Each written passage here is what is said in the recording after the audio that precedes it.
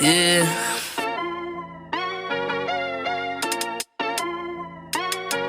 Yeah. Look at me.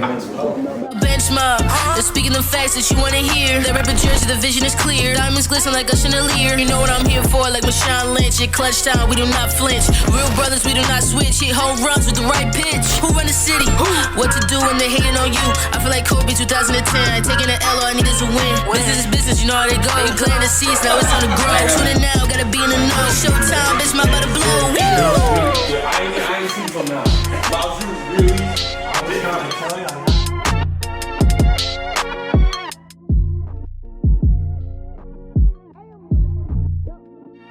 Next my podcast. What's up, bro? I just thought. We back for another episode of the Bench Mob ENT. Oh man, we got a lot to talk about on this episode. A lot of stuff to touch on, man. We got the squad with us tonight. One of our players, is currently out. Safety and health protocols, out traveling the world again. Y'all know CJ Moneybags. It's an honor anytime we're able to get him on the show. So he's out traveling again, out and about, living his best life on his little Duval. But we got Greg, Mr. Hot Takes, the Bait Your Mother Sends Me. How you doing tonight? I'm good, man. I'm good. It's definitely a lot to talk about. A lot's happened. The Nets just got another dub, so I feel all right. We got Miles, left-handed smooth operator. My Knicks is up on the Bucks right now. Sends Mir Davenport. How are you doing? I'm doing good, yo. I'm doing good. I wish I could say the same about the Jets, but the Mike White was short-lived. You don't think if he didn't get injured, we would have saw some magic again? I think so. I mean, he started the game off with a touchdown, and of course, he gets hurt on the touchdown pass. So, that's typical Jets luck right there. Yeah, I was about to say that's Jets luck personified. But then but that tells you though what the perks of his playing in New York. This man's jersey after one game is in Canton. That doesn't happen if you don't play in New York. That doesn't happen anywhere else. Yeah, like you play for Cincinnati or something like that, and that happened. and you do that, it's not going to matter. It's irrelevant. Exactly. You might be in a restaurant somewhere in Ohio or something like that, but you're not. they're gonna name they're gonna name a hoagie after you in Cincinnati if you play that well. You got a restaurant, you got something at Subway. We got a sandwich named after you at Subway. It's different playing in New York in a big market like that. So with one of those players that, kind of made his name, was bigger than life when he played in New York, Odell. I want to start there with the Odell situation. Odell officially has been released. A trade could not happen. What are y'all viewpoints on this Odell situation? Y'all know my vibes. I've been saying free OBJ for a minute. I don't think Baker is that good enough a quarterback to get him the ball. What was y'all takes on it? It came to this. He ends up getting released. Of course they turned him into the scapegoat here.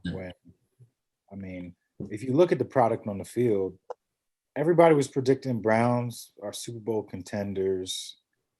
Could be finally the year that Odell and Baker connect. And what happens? Same thing that we've been seeing the last 3 years in this debacle of a team. Like Baker is awful, like flat out. I hate watching him play. He's overrated. The Browns would be stupid to pay him $30+ million a year because you're just, signing up for mediocrity. Because I don't know. You look at Big Ben outplaying him on Sunday last week, and you could say, he's injured, but it's not even his throwing shoulder. It's just Baker being Baker. Like, he can't make any throws to Odell. Jarvis Landry's out there. He's got two of the best receivers in the league and can't make that work. Like, it's year 4, and they're still is run first on this team. Like they don't have any confidence in Baker to show what he can do.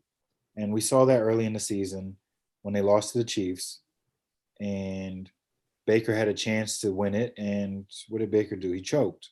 So I think OBJ had every right. I mean, he was definitely working behind the scenes. I don't think his dad would have posted that if he didn't, if he didn't give the final stamp of approval. But I mean, that 11-minute clip showed everything you needed to see. Like, it just feels like something personal was going on there when, like, my boy was open countless times. And the fact that people are thinking that Odell Beckham's washed is crazy. Like, he's not washed. He's just catching passes from a bum. So I think his next stop is going to be more successful. I hope he just keeps his mouth shut and, keeps grinding. Because that's the thing. You haven't heard him say one word about Baker complained on the sidelines, kicking kickers' nets. He's not doing any of that stuff anymore. So, like, is he the problem or is someone trying to blame him again and make him the scapegoat? So if you watch the 11 minutes of any of it, that tells you right there the man's not washed. Just watch how he's still burning jokers. Wide open, burning jokers. He out there getting his cardio in though. He doing a lot of running for nothing. Not going at him for anything. What's your takes on it? What do you think possibly, Greg, is some might be some good fits for Odell going further? I mean, Miles summed it up, right? With the whole synopsis of what's going on with this. But I mean, from the Browns' perspective, I look at it from a different angle too. I mean, you gave Baker everything he needed to be successful, and he hasn't been successful. That's the problem, right? Like, there are teams in their situation. Y'all gonna say I make everything about the Giants, but they're very similar in the sense that they both have quarterbacks they have to decide if they want to pay. The only difference is Daniel Jones, the coverage has been bare. They haven't given him what they need in terms of protecting with the O-line.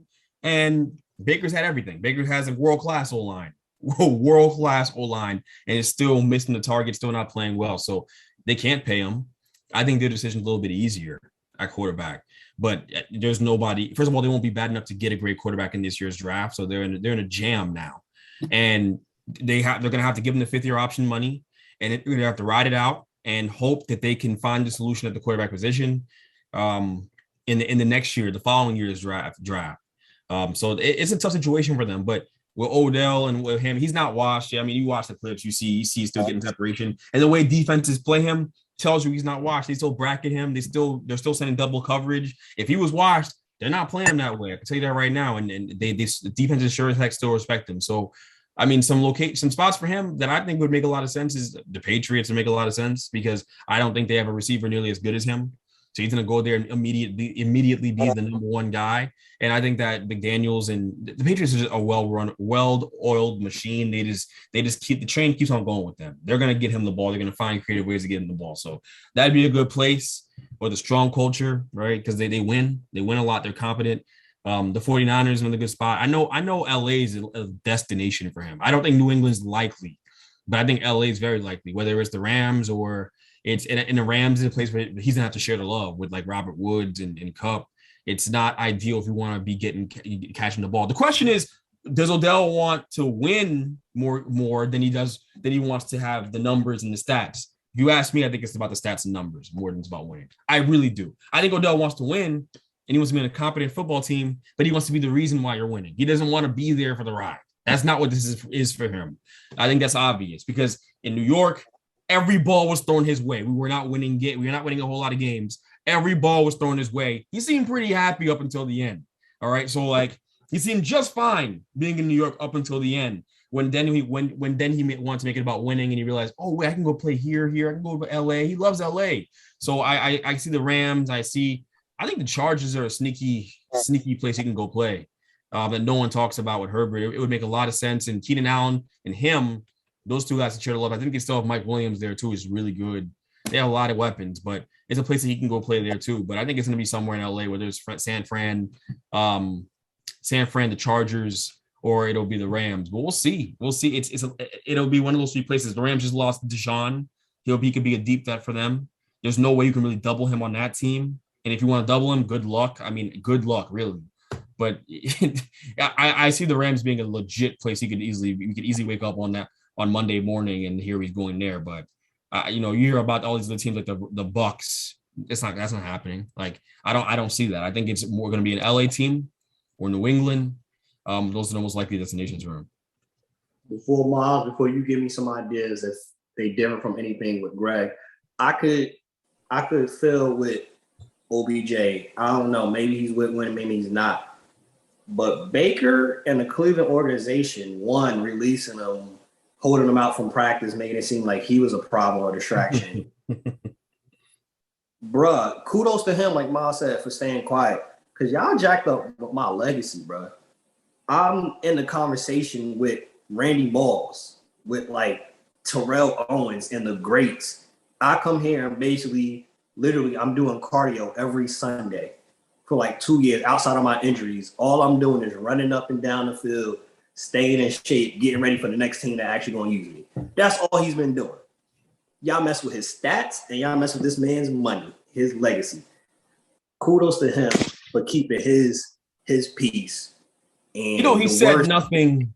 He said nothing while saying something at the same time. I don't think for even a second that he had nothing to do with the LeBron tweet or his dad sending out that video on Instagram. I don't think that he had nothing to do with it. The worst he did was having input. Obviously, I'm sure he knew his father posting that. He knew it was coming. And that's where the Browns probably got upset.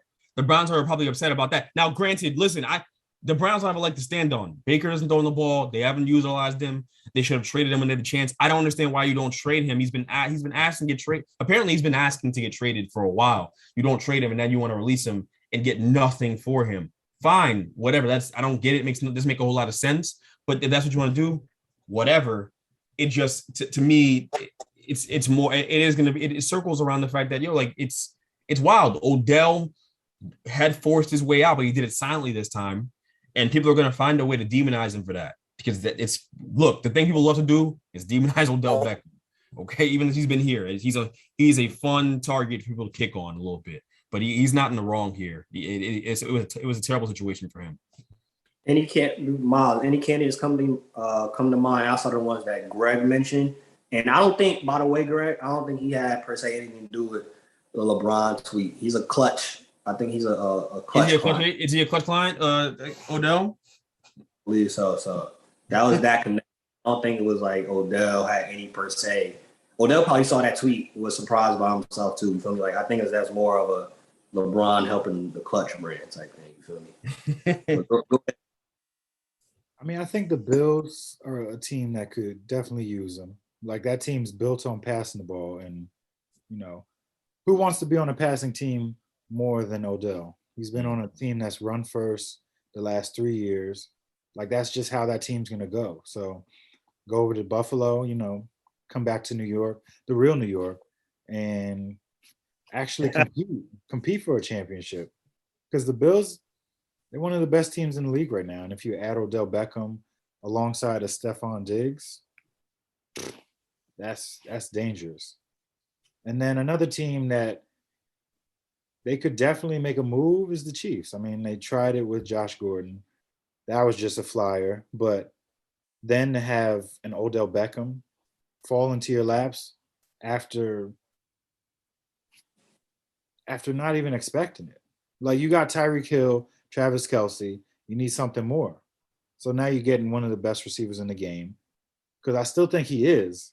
He just hasn't gotten a chance to show it. So if you bring him in, maybe the Chiefs ceiling, takes another level. Like we see Mahomes look like Mahomes again because he's been struggling. He got outplayed on Monday night by Daniel Jones. So if that can't happen if you're Patrick Mahomes. So definitely, if I'm the Chiefs, I don't think their championship window is closing, but they were expected to be going back to the Super Bowl this year. So they need to make a move, and they didn't really do anything at the trade deadline. So this could be that that big mid-season move for them. I think two sleeper teams that they sleeper teams, but I think would be a nice fit for a transition. Seattle, Russ gets back in 2 weeks. We know they have no problem trying to get another weapon that has a checkered background. Antonio Brown, they tried to sign. Josh Gordon, they tried to give him 2 or 3 times. You put DK with Odell and Russ coming back, that might work. I think that'd be a nice little tandem. Give Russ, and they kind of a team that throw a lot too. They don't have a running game really that they could rely on. They're not giving Carson or anybody 30, 40 attempts tonight. So let Russ throw that thing out. It'll be exciting to watch. You're not going to win nothing in Seattle this year. It's done up. So maybe get Odell prepared for next season. And I think this would just be perfect. Come back to the Giants, Odell. I think him with Daniel Jones having an actual weapon with Odell, and then you got Tony who's on the rise. Kadarius Toney with Odell, Shepard who learned so much from Odell once he gets back being healthy, and Saquon whenever he want to show up again. I think that would be a nice little fit. Sleeper pick though. It's a sleeper pick. That's why it's a sleeper pick. But I don't know if him and Kenny G can, I don't think the money's not there. I don't think it makes any sense financially. I don't think the money's there for them to even do it. The Giants spent all their cap space, which is why this season is so depressing for them, because they spent all their cap space like they were going to do something. So there's no room to sign him. There's only a couple options the Giants have. It has nothing to do with Odell Beckham. It's about firing people. It's about firing people. From what I understand, Joe Judge's job is safe, though. We were talking about that in the chat. I think his job is safe. I don't think he's going to get fired. So I think they're going to end up firing the GM and restarting there. But the coach will be in place. So we'll see what happens. But I'm taking Odell or Kenny G, man. Forget Kenny G. Are you kidding me? I mean, is that even a question? Yeah. I did the same thing. The only Kenny G we acknowledge is the saxophonist, bro. Straight like that. That's the only Kenny got it now. It's not, yo, bro. He got some good tape, man. That's a Pro Bowl level player right there, but he hasn't been healthy. Yo, so we gonna recap some of these games from last week. Well, I mean, just played last night. Mike White does his thing. Of course. He had to be on vacation, out and about when we gotta talk about the losing. Week 8 was the week of upset. So you got the Jets beating the Bengals. Mike White goes for 405 yards, 3 touchdowns.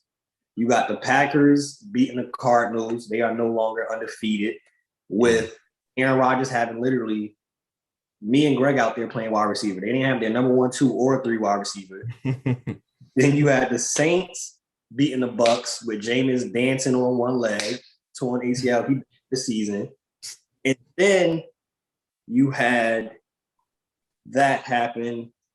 Tom Brady doesn't look good. Out of those 3 games, which was the biggest surprise on the upset scene? These 3 games. Miles already know yet. Yeah, easily. But I agree with like there's only one game you could pick. Yeah. Like I definitely didn't pick the Jets to win against the Bengals. I'm glad I didn't bet on Sunday, but I definitely didn't take them to win. I might have taken the points, even though I'm sure they were double-digit underdogs in that game. With that being said, I know Chris, I think he didn't come on the show because he didn't want to talk about this game. So we could talk freely about this game. He's not here.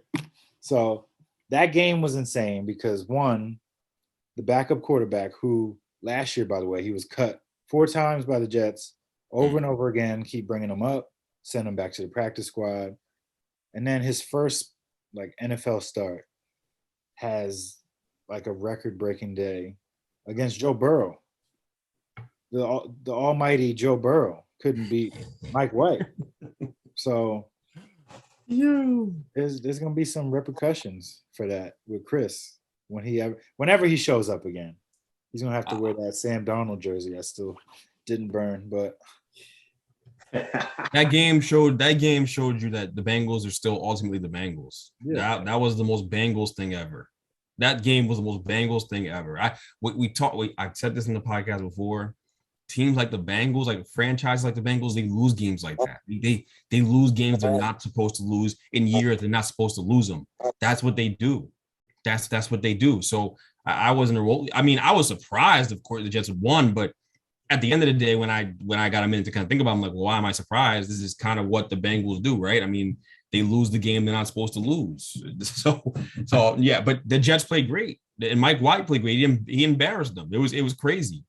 That's a tough one for the Bengals. I don't know. That kind of loss can kind of send things off the rails, but I think they're young enough to where they'll kind of bounce back. I think who they play this week? They play the Ravens. Is who they play? Something crazy. I think it's the Ravens.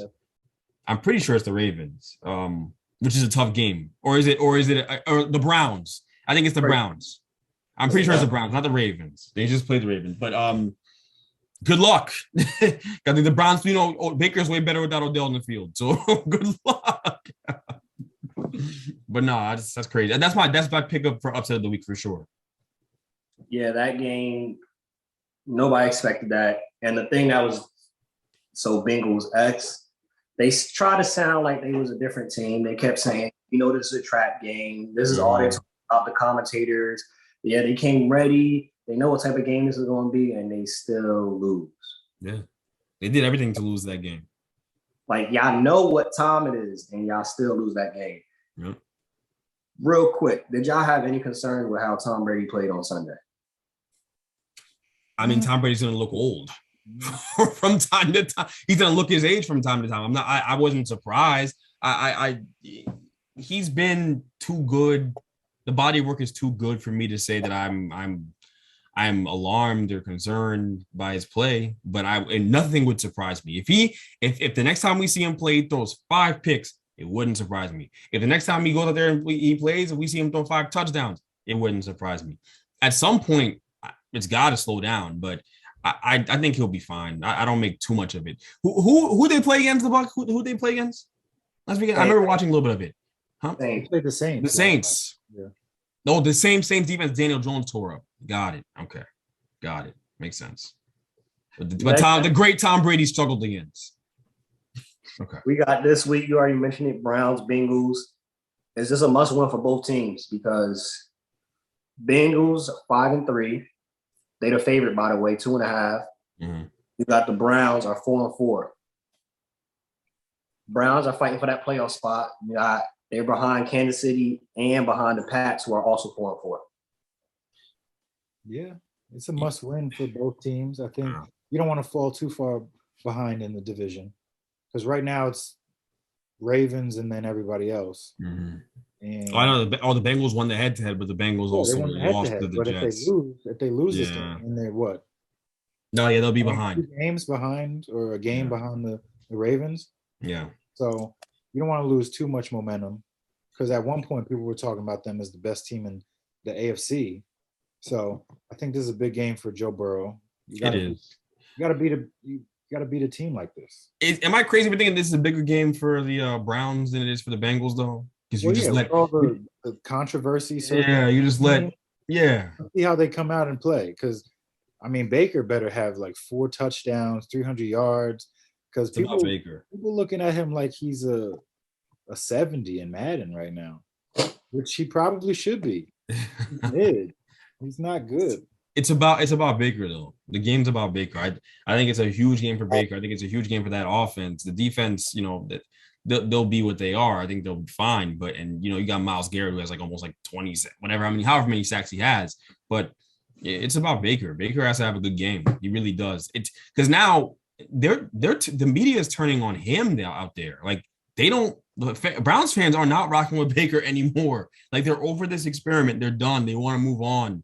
And look, they know bad quarterbacking when they see it. They've had plenty of experiences seeing that. You don't need to tell a Browns fan what a bad quarterback looks like. You can just kind of scroll. You can kind of just flip on some tape from 5 years ago and know that you'll turn on tape of Josh McCown playing and they're like, oh, you see, like this is what it's been for them. So no, I mean it's go time. It's put up or shut up time for Baker. I'm not rooting against him. I do think there's something personal there with him and Odell. For sure. I don't think they liked each other particularly. I don't think Baker liked him, honestly. But it's gonna be really interesting. I'm gonna be tuned in. I'm gonna try to tune into that game for a little bit. The thing that's interesting too with that, I think Miles alluded to it already. They're in such a bad space. Greg alluded to it too. Such a bad space because there aren't any quarterbacks coming out in this draft. There's no great one. So they're kind of stuck with Baker at this point. They stuck with Baker for at least one more year. So one of these quarterbacks in this draft is gonna be really good. I just don't know which one. One of them will be okay. One of them is gonna be a good quarterback. There's some guys that are talented, but it's just too risky to bank. Yeah, you want to use a first round pick on a quarterback this year? That's tough. That's a tough ask. You have to stick with your guy, and it for the Browns, that's a tough ask to stick with Baker. You got to be desperate to take a quarterback in this one. Yeah, you got to be. You got to be really unsure about your guy. I don't even hear them talking about like quarterbacks like that this year.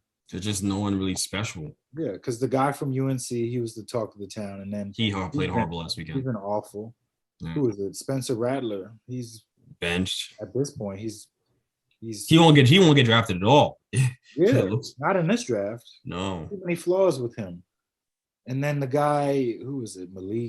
Malik Willis at Liberty. Yeah, he's been up and down this year, but he's the most out of all of them. He's the most physically gifted. He's like 6'2", 230.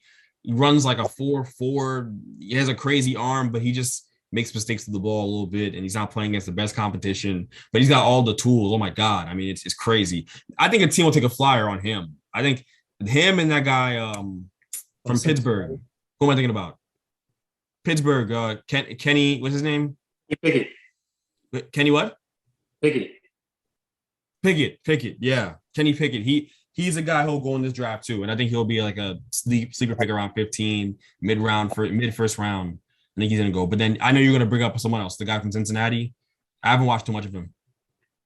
I mean, they're up Desmond there. Ridder. So, I mean, I don't know if they make it into the college football playoff, then if he plays well in that, that'll definitely help him. It'll boost it. Yeah.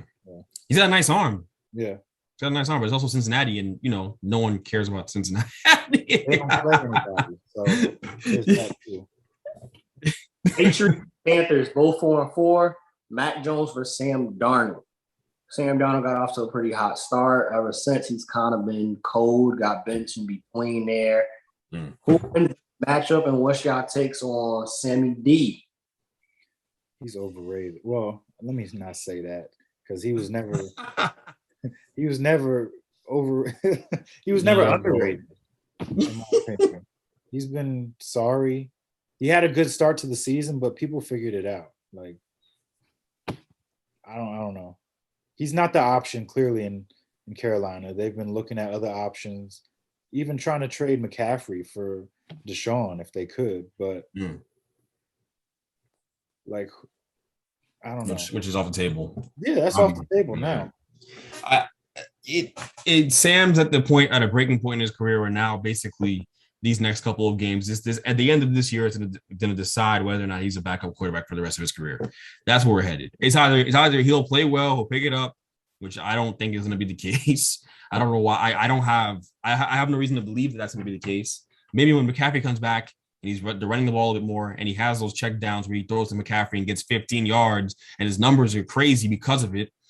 Because McCaffrey can catch a ball 4 yards and literally go 80 with it. So that might change things, but these next couple of games are going to be huge for him, whether or not he's a high-end backup or a starter. I think he's more in the Teddy Bridgewater class than anything else. It's kind of the way I look at him. Like high-end backup, he can start for you. You need him to start, he can start for you, but I don't think he's definitely not. I don't think he's a franchise quarterback. He's just not. He makes too many mistakes. He's not sharp. My bad. He's not sharp. You said Geno? Yeah, he like Geno. Yeah, this isn't the Geno comparison is fair. Both Jets, it's just crazy how that works. But it's crazy because he's so young still. Like the fact that now we're talking about him as a high-end backup, even though he was such a high pick, that just speaks volumes to one, the Jets, and how badly they messed that up, and two, infused with nourishing serum and almond oil, Nivea essentially enriched lotion. He hasn't grown since he left the Jets. I mean, it's only been a year. Matt Rule, he tried. They took a chance. They tried. It's not working. At least it was only a second-round pick they gave up. So, but also I see a lot of similarities between Sam Darnold and Pat Mahomes. I don't mean it, and I don't mean it. No, I don't mean it in the way you think. I don't mean that he's as great as Pat Mahomes or that he can be as great as Pat. No, or he can be as great as Pat Mahomes. The mistakes they make, there's a recklessness they both play with. That and the way they try to throw the ball, like that game. I don't know how anyone walks away from that game the Chiefs played and feel good about Pat Mahomes. I don't feel like he made so many mistakes in that game, and he did everything he could to give the game away. He really did. The Giants just didn't take it because they suck, but. This guy's trying to throw the ball off weird like angles, and I know he's done it his entire career, but it's almost as if like he's gotten away from the fundamentals completely. Like he's not stepping to where he throws. Like he's just making nonchalant plays out there, and Sam does that. Except Sam's not nearly as talented, so it doesn't work out nearly as much as it does for Pat Mahomes, and that's the problem. That's the problem. But I think that's the comparison there. Sam's not as talented as Pat Mahomes, but tries to play Pat Mahomes a little bit. There's a little bit of that recklessness to his game, and as you can see, it's about to end with him on someone's bench next year. Packers Chiefs, no A-Rod, obviously. You got Jordan Love's first start. Do the Chiefs get this win, or can Jordan Love make this a W for Green Bay? It'll be interesting because he looked good in preseason. And that was the only real game tape that we have of Jordan Love. So that's all we have to go off of. But sitting behind Aaron Rodgers, you had to have learned something. So I think this game could be, a little closer, especially with how the Chiefs struggled and their defense isn't exactly, putting any fear in anybody's heart. So I'm taking it back. Yeah, Jordan Love could have a good game. Mahomes, if he has to change his style up, stop trying to go for the big play every time. And sometimes you got to get that 5-10 yard throw to keep the chains moving so you don't turn the ball over. And then, it's not like I said, the defense doesn't stop anybody. So you got to stay on the field as long as possible. I'm taking the Packers in this game. They have a good run game. They have a great offensive line. They have Devontae Adams back. I think they'll have the receivers back in this game, from what I understand. So I'm taking them, and it's also because of what you said too, where they have no game film on Jordan Love. They don't know what to game plan for. Like it's gonna be your first time seeing him. That's an advantage sometimes for these guys when they make their first starts. That's like why I think that rookie guys in the NBA are having so much success off the jump. I can't game plan for you because I have no game film. Like you haven't played against NBA competition yet. Like a lot of that stuff is it's real. It's real. So I'm taking them. I think Jordan Love will be good. I saw enough from him in the preseason where I know he can function. The offense can function and work at a high level. So and also it's also because I've seen from the Chiefs. I just don't trust them. I don't know. What's wrong with them isn't a phase. Like this is something real. But the Giants were taking away the deep ball. They were doubling Kelsey, doubling Hill, and it was working. Like it was working. The Giants were just giving up underneath stuff, and Mahomes isn't patient enough to just keep taking underneath stuff all game. It's real. That's a real thing. It's not some like made up thing. The Packers are going to do the exact same thing, and the Packers are a better team. So when the Chiefs give them the game, when Mahomes makes the mistake to give them the game, they're going to take it. And I'll take the Packers in this game. I don't have any hesitations around it. Kappa facts. Adrian Peterson, my man AP, will revitalize his career in Tennessee. Kappa facts. Cap. I think his time is done. It's just, like we've been saying in the past, he got bills to pay. So he got to do his best to show what he can do if he wants to play next year and, have a roof over his head. Because what a failure if he's still worrying about individual bills to pay at this point in his life with all the stuff he's done in the league, all the success he's had in the league. For that to still be a concern, but I think he'll fill in nicely. He'll have some moments, but revitalize. How old is he? 38. 38. He's 38. No, he's not. I threw a number out there. That's how you know he needs this more than the Titans need him. Yeah, like he's out here risking his life at this point. It don't make any sense why he wants to continue to play. I can say. I don't know why he would still want to be out there playing. At 36, 2 years. He's 36? Oh my God. Yeah, that's nuts. Yeah, no, revitalize is a strong word, but he'll fill in nicely. He should not be there. Like he shouldn't be a 3-down back. No, they got to split some carries with somebody else they have on the roster, but he'll have moments. You have moments. It's they rely too much on that run game. It's gonna go. Things can go completely downhill for that team because Tannehill's not that guy, but he's that guy when things are working around him. But he's not that guy to win games in spite of what's around him. No, that's not him. AP gonna get some touches because Tannehill throwing 40, 50 times a game. You don't want that. That is not it, Chief. So if it's running back by committee or whatever, he gonna get his touches for sure. I think behind that line, we'll see some flashes. AP, I don't know about completely revitalized, but shout out to him and his agent getting another check. Cardi B says all rappers nowadays want to die and they make depressing music. Cap of facts. The younger generation, that's facts for. I don't know about the people nowadays. So I can see it a little bit, but I think there's like a genre for that. Like, you know, the Juice WRLDs, the X's, like it's a certain type. Like it's that sad boy rap. That where that stuff happens. It's not like guys who came up like Joey Badass and dudes like that. Like it's not that. That's not what we're talking about. But there is the genre of music where these guys are coming up, popping Zans, talking about how they're gonna die in music, you know, talking about how they're gonna be icons when they do die in their music. So there's some facts in what she's saying. I can see what she's talking about. She's not wrong. Man, I don't know why people just can't be like Jaden Smith. I'm an icon living. Why you gotta die, bro? Like, I'm watching Jaden closely with the way his family been out in the news. His mom talking crazy, his dad talking crazy. He icon for sure. I hope he's okay. I hope he's okay. Them two are icons living for sure. Jaden got Will, and that's his parents. Man, that's a lot to go through. That's a lot of this show. News, for all the wrong reasons, yo. Your mom's over here messing around with August Alsina, and still missing Pop. Yeah, that's nuts, yo. Told Will to dress up as Tupac for Halloween.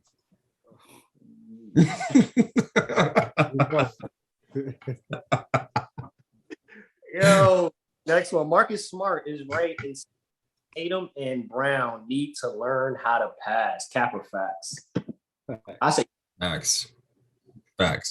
I think I've said in the podcast before that tandem doesn't work and they should trade one of them. I've been saying that for a while.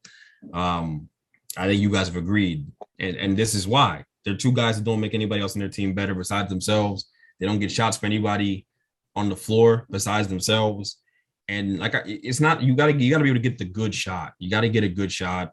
That's the biggest thing. There are only a few players in the NBA who you know when you come down the floor are going to get you a good shot 90% of the time. Bron, Chris Paul. Am I missing anyone really? Bron, Chris Paul. Who else? There's some guys that are smart around the league. I think Rondo will get you a good shot 9 times out of 10 because he won't shoot it. So by default, it's a good shot. So, but yeah, it's true. Like and those guys don't do that. Tatum's in his own head. The number is, I think he had 10 points in the night. He's in his own head and he's hearing the noise. You need him to go out there and score and be a gunslinger. You need that, but you need him. But you can't have two guys doing the same thing. You just can't have two of them. That doesn't make any sense. Two guys that aren't going to look to pass. So Marcus Smart's right, and they also Marcus Smart's part of the problem. They don't have a true point guard. So that's also it. No one's there to set the table for either one of those guys and get them easy points. They don't get easy baskets. Everything's hard. Everything comes in isolation. That's why they are the team they are right now.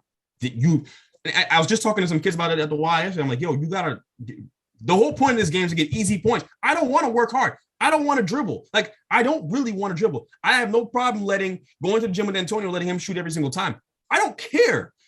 I'm saving energy. I'm going to get easy looks because they're focused on him. Like, that's the name of the game. Get easy points. Then when you have to create, be able to create. That's it.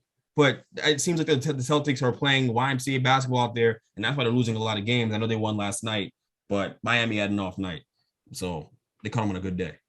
Neither are good at playmaking. That's their issue. Nobody on that team playmakes, and it was hilarious to me hearing it from Marcus Smart. He says it after the game where he had 0 assists. Bruh, nobody on y'all team passes the rock. I don't want to hear that from Marcus Smart, though. Right. Marcus Smart don't pass either. Marcus Smart shoots too much. Yo, that's what that sounds like is, bruh, y'all don't pass me the ball enough. I need to get some more shots too. I'm tired of watching y'all too. That's what it sounds.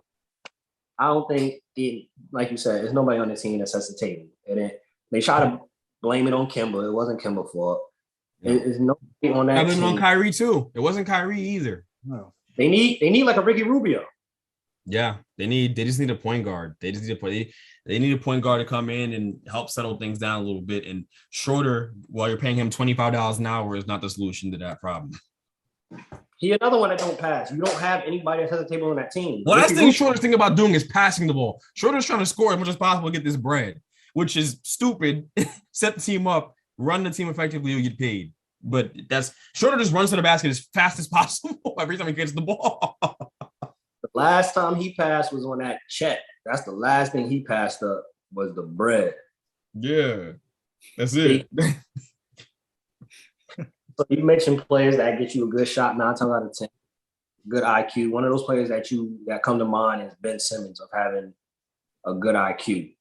Just came out. 76ers have fined him $360,000 for missing the last game. It's reported they are of the belief that the mentally not ready has been Ben Simmons faking it because he still does not want to play for the team. And offered help with team doctors, team physicians, and he has turned it down. What's your takes on this? I think this is a very murky situation because you cannot quantify or prove if he really mentally is going to do something or not. Go ahead, start off, Mark. Duh. Go ahead. I mean, they're not going to get equal value in a trade at this point. Like everything's just every story written about him just brings the trade value down and down. Like Daryl Morey he's delirious if he thinks, we can just keep holding him like this and eventually maybe he'll come back. Maybe he'll have a change of heart. Like, no. Like this whole offseason, there was a lot of disrespect both ways. And I think it's just too far gone at this point. So like Ben Simmons clearly doesn't want to be in Philly anymore.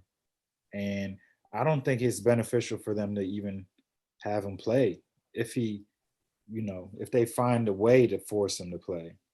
Because he might just tank it.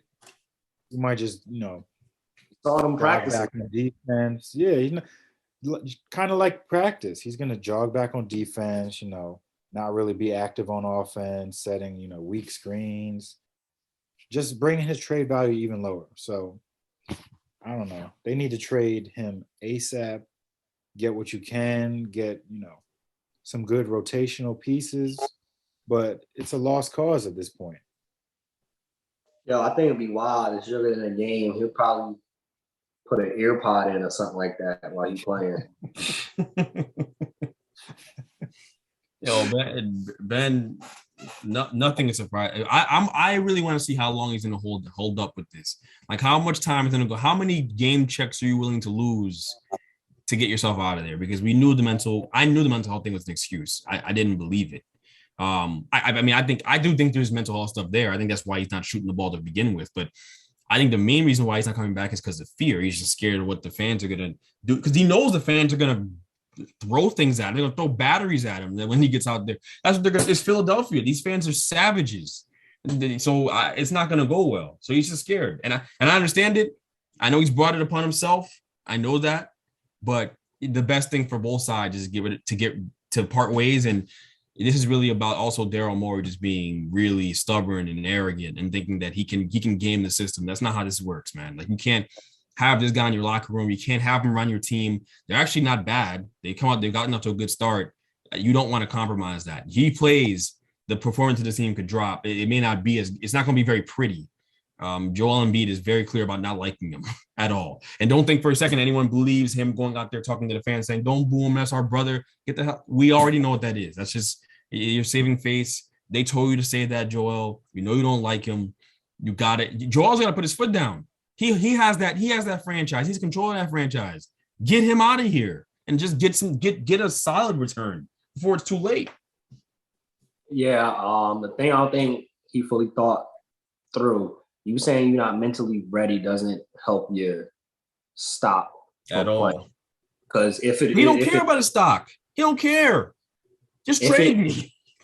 If it is an actual thing there of him mentally, not being ready or whatever, who's to say that's not going to be a question on another team? Like, well, is he going to be mentally ready to play for me? So, and the things that you said, Greg, it probably really is something mental health of why he's not shooting, right? But I don't think the thing is, I don't think Ben Simmons realizes that yet, though. Like you're claiming, oh, mentally I'm not ready to play, but you're really mentally not ready to play, and you fit all the help that you can. So mentally, you can play and excel because nobody's accepting that subpar, average, nonsense, Kirk Cousins type play anymore. Like it's not rocking in Philly or anywhere else. Nobody's taking just the subpar, not for the bread that you want to. If Ben Simmons came to them, was like, yo, I'll take a pay cut. Just get me out of here. All right, cool. We'll pay you. We'll pay you like a 6 man or something like that. We'll pay you like a third option that you are. You want to get paid number one option, like a face of a franchise. Go get that mental help, bro. Don't be ashamed of that, black man. Go get your help that you need. It's obvious. We all see it. It's a sad thing that you didn't get yet. Should have played Man in the Mirror in the background when I edit this clip. No. We got some players off to a hot start so far. 3 big candidates, and I want to hear y'all takes on all 3 of them. Who do you think is going to actually prolong this? Who is, this is just a phase, bro. It's early season. They're not going to continue this. Who are you most surprised by? Whatever take you want to give on us. We got Miles Bridges averaging 24 points a game, 8 rebounds, 1 block, 1.8 steals, 37% from the clip from 3, 48% from the field. Those are all career high stats on right now. Tyler Hero, 20.4 PPG, 6 rebounds, 85% free throw shooting, 45% from the field, 37% from the 3-point. And of course, we got to give love to RJ Barrett. Shout out to the Knicks, beating the champs tonight, coming back after a slow start that first quarter, coming back to beat Milwaukee. He's averaging 19.1, 5 rebounds, 71% free throw shooting, 47% from the 3-point line. I'm gonna say this. I'm actually gonna see RJ Barrett play live on Sunday. I got an opportunity to go down to the Knicks game, so I'm gonna go check them out. Cavs game? They're playing the Cavs, I think. They're playing the Cavs on Sunday, so I'll be seeing him. I also have my eye on Darius Garland too. That game's gonna be very interesting because Darius Garland was the 4th pick. He's been playing better this year too. Not as well as RJ, but playing better this year too, and I like him a lot. But you know how I feel about Tyler Hero, so I think that's gonna be sustainable. You know how I feel about Miles. I think Miles Bridges is actually very talented. I don't think this is a mistake. I think he's really put the work in. This is the player he is. And he's going to get paid 100 M's because he passed up on that $60 million in the offseason. And you obviously have, and Tyler Hero, I think is going to be an all-star. I am buying on, I pushed on my Tyler Hero stock already. Y'all know that already. I didn't buy last year. I think this is who he is. And y'all know that. Baby D book. Just remember I said that. As far as, and I can explain that further, but as far as RJ though, RJ's been a pleasant surprise. He's knocking down the 3 ball at a high clip. He's playing better off the bounce, but there's still a problem here though. I feel you. Keep going. There's still a problem here. It's not RJ's fault that what I'm about to say. They probably need to play more through him than they do through Randall, and that's the issue. It's for me. It's just because I'm curious. I just want to see if he can create for his teammates. There were some plays tonight. I watched a little bit of that game. I watched a little bit of RJ's game tonight. I didn't see the 3rd quarter explosion when he played his best, which I regret. I was busy watching the Nets because they gave me a heart attack. But I watched the beginning part of the game running the fast break, and I'm telling you, like he can score, and he's an efficient scorer, and he's a place in this league, and he's a young, talented player. Well, I don't like his ability to feel the game and feel the pass when you have to make the pass and make it on time. I don't know, Miles. Call me crazy. I don't know. Like I'm iffy. I don't know. Like, do you think that's there? Because they have to let him play that way. I think that's the way they have to let him try to play. Like, not point guard, but like 0.3 at times. They don't let him do that nearly enough and make decisions. But and maybe there's a reason for that. That's because they making Julius Randle 0.4. I don't like that because he's not. He just wants to shoot the ball. He catches the ball and the offense just dies and it doesn't move. The ball doesn't move anymore. And it's like, yo, you're not that good. You're not good enough to do that. Like that can't be you. You're not Carmelo good offensively. That's not who you are. Where it's a bucket if the ball stops at you. But RJ can clearly score. That's not the question. He still needs to work on his right hand, but he can clearly score. Clearly, he's good. He's gotten a lot better. The question is, can you create for the people? And maybe if he can't, whatever. Like you might have just justified yourself at the third overall pick the way he's playing for real. Like he's on his way to doing that. Even if he can't, but can he is my question. Does that make sense? Like it's not a knock on him. I'm seriously asking one way or another. He can. I saw it in that game where he had a career high and Randall sort of took a back seat. I was like, all right, now they're going to let RJ do his thing. And he was making plays down the stretch that you'd want from a guy who, realistically should be the best player on the team. But Randall, he's the highest paid player. He was an all-star last year, so he takes it upon himself to put more on his plate than, we need from him.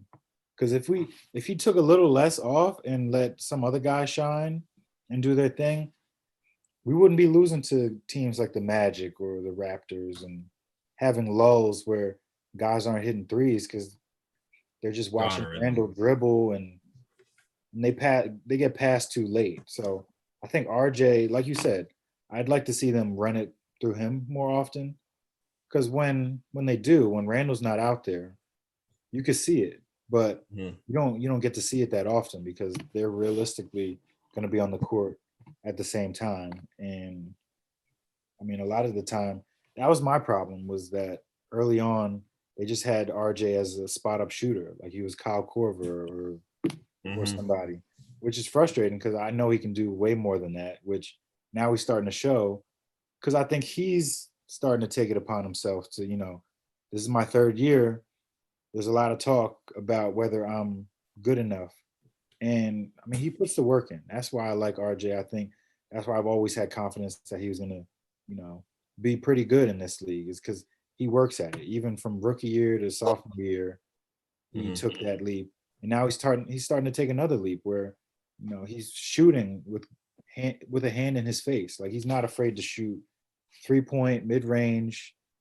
Like he's a good scorer. So I think he can sustain this, and I think he could, take another leap if Randall, kind of steps back a little bit. But who knows? There's leaps to be taken with him. Yeah, for sure. There's leaps to be taken. This is definitely sustainable. This is not a mistake. What he's doing. He's shooting at a really ridiculously high percentage right now, but the 20 points a game scoring, I think he's at that point. Fine. I think that's what he can do.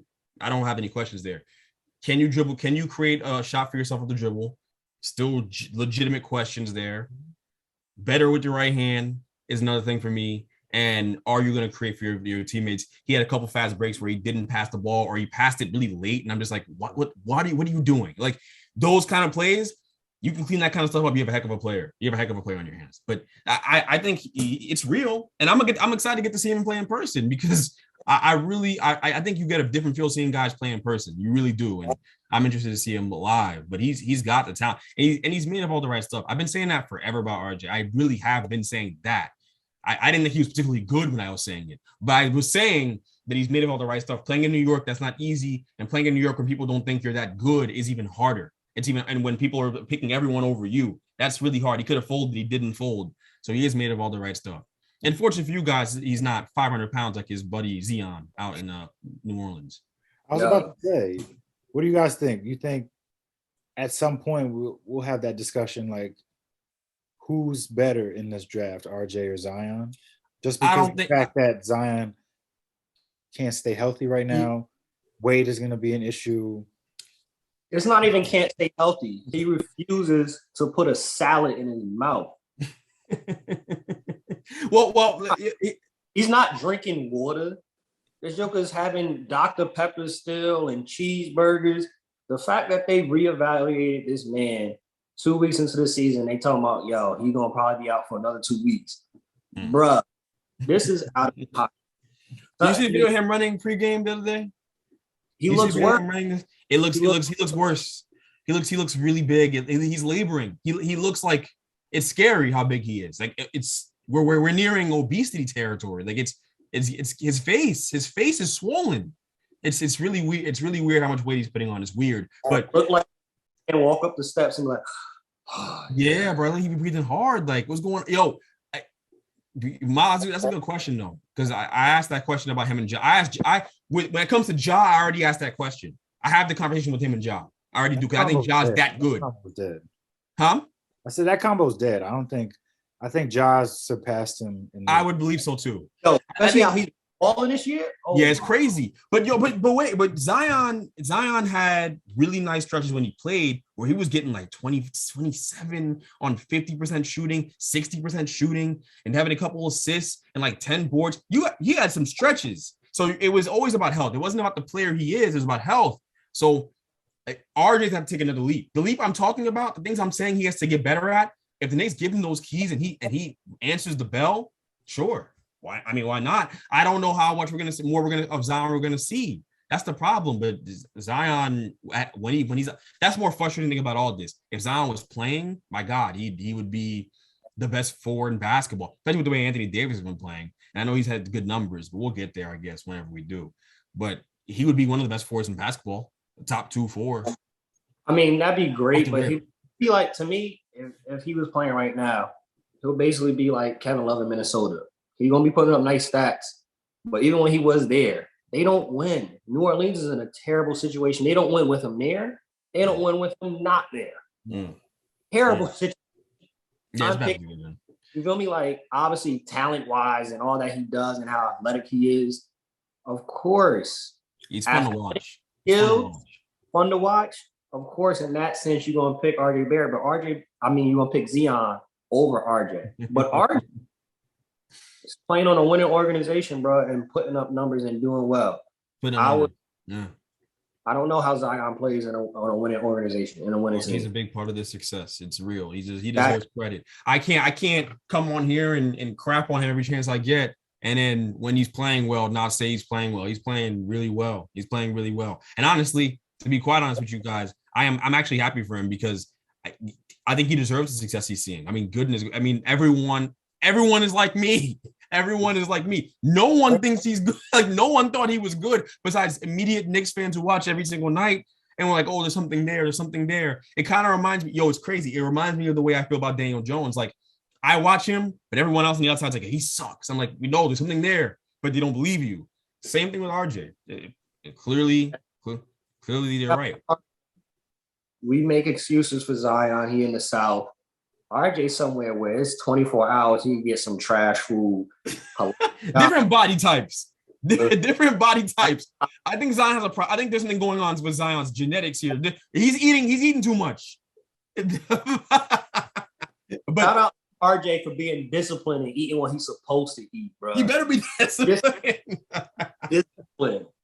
Coach Tibbs don't play that. You feel me? I don't know what they're doing over in New Orleans. They letting that junk slide. Yeah, they drafted Baby Escalade over there. Exactly.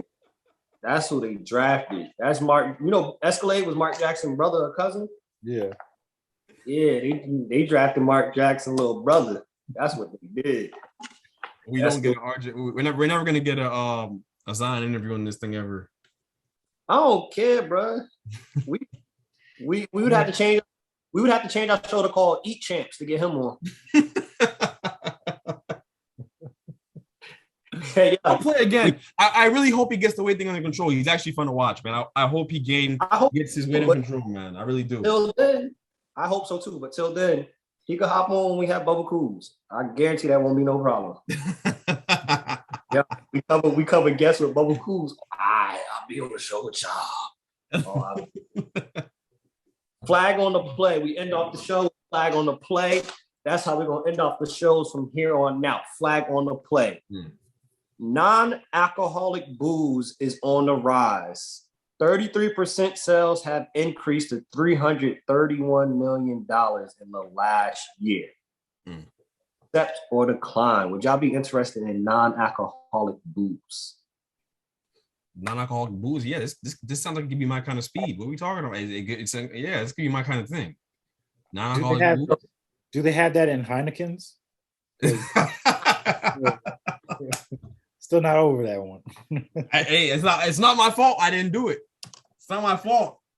I haven't missed a show. I'm here. You're right. I've been here. Whether we in person, I don't think I've ever missed a show. So there we go. Whenever, man. So basically, it's like, you know how you got different flavors of milk and stuff like that. You got the almond milk and the oat milk. Mm-hmm. It's the same thing. So basically, you could have like a cognac flavored alcohol, but it's no booze. It's not no booze. That aspect of it. So it'll give you an imitation of you drinking Hennessy, but it's not Hennessy. That should be. I feel like that potential be horrible at the same time, because it could be bad. It could taste bad. You know, I don't want to taste vodka that's not vodka. I don't like vodka to begin with, so I don't want to taste vodka that's not vodka. Don't make any sense. It's like having the tofurkey. The tofurkey different is a replacement for turkey. It's the same logic. I don't. Yeah, I mean, I'm willing to try it. I'm all ears until I taste it and it's bad, and I'll never do it again. That's really the way it works. So yeah, we'll have to try it out one of these days. It's one of the main companies is called Ritual. So it's Ritual in general has like different health products and things like that and vitamins. So the whole push on this is people concerned about what goes in their body. You know how alcohol, it's a lot of calories. I heard Ritual, and I thought they were trying to bring prohibition back. I thought it was the evangelicals making a run at this thing again. Okay. Next one. Squid Game crypto coin promoter goes ghost after millions are invested in this scam. Accept or decline. Squid Game. Yeah, run that back for me. What's happening again? So somebody created a Squid Game crypto coin. $1 million was invested. Once it came in, the creator went ghost, took everybody's money. Hey. The creator of the show is scamming people? Not the creator of the show. I was like, okay, the creator of the coin. Of the coin. Oh.